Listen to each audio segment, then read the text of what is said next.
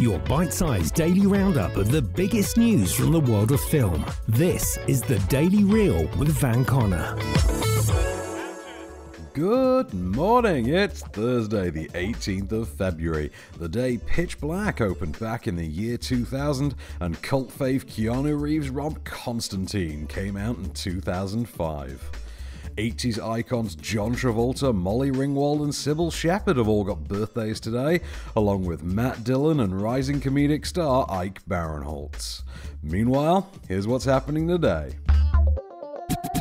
Marwan Kenzari, who you may remember as Jafar in Disney's live-action Aladdin remake and from a supporting role in Netflix's The Old Guard, has signed on to join Black Adam. The DC Comics film will star Dwayne Johnson as the titular, sometimes villainous anti-hero. Famously the dark reflection of superhero Shazam, Black Adam's the ruler of the fictional Egypt-adjacent kingdom of Kandak, which he presides over with a violent code of justice all his own. Speaking of justice, the movie will also introduce super team the Justice Society of America, who'll be making their big screen debut. The team predates the now more famous Justice League by 2 decades, and first appeared in 1940, making it the first superhero team in comic books. The JSA was most recently seen in the DC Universe original series Stargirl, and an animated movie starring the group is set to drop on the 11th of May. In Black Adam, the team is so far confirmed to be made up of Aldous Hodge as Hawkman, Noah Centineo as Atom Smasher, and Quintessa Swindell as Cyclone, with more expected to be announced for the roster shortly. Kenzari's role along with the film's plot are currently a mystery, but one Collet-Serra, who recently directed Dwayne Johnson in Disney's Jungle Cruise, is directing from a screenplay by Adam Zickertel. Black Adam is presently eyeing a 22nd of December release, with shooting set to commence this month.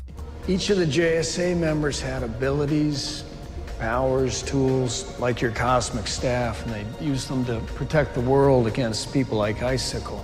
Actor Jesse Plemons, who recently starred as FBI agent Roy Mitchell in Judas and the Black Messiah, will hold on to his badge and his gun a little while longer, having signed on to play the lead FBI investigator in Martin Scorsese's Killers of the Flower Moon. The picture, which will also star Leonardo DiCaprio and Robert De Niro, is based on David Grant's true crime novel of the same name.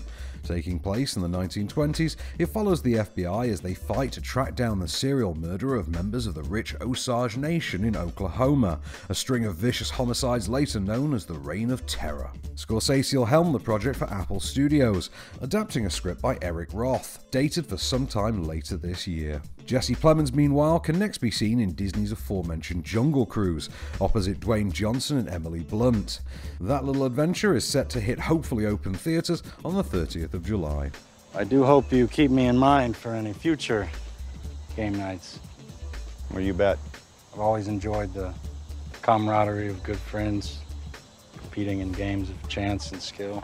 And finally, in news to make you feel warm and fuzzy, Paddington 3 is officially on the way.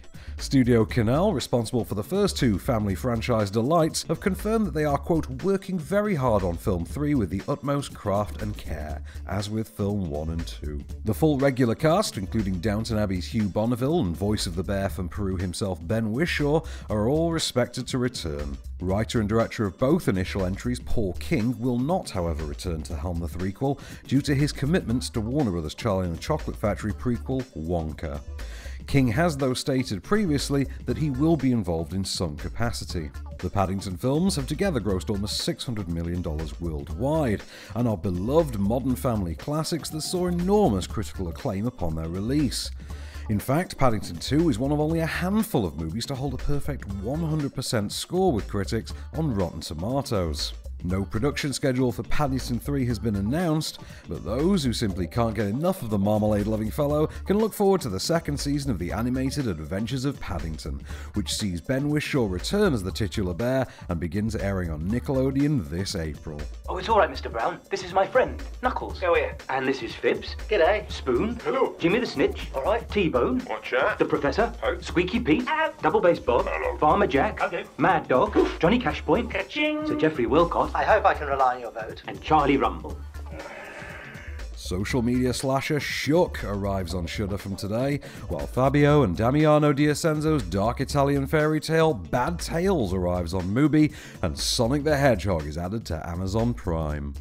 ITV4 are showing Happy Gilmore and Tremors this evening. Now You See Me Too, Valkyrie and Alone in Berlin are showing on Film 4.